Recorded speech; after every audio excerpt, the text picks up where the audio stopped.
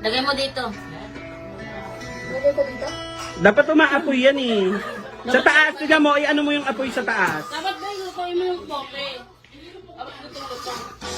Yung taas, lagay mo yung apoy sa taas. Taas ka daw ng bote. Sa taas ng bote yan, alam ko eh, para umapoy eh. Kala ko kasi. Ay, ilalagay yung poskoro sa taas ng bote. Gets ko na, gets ko na. Alam ko na. Para umapoy.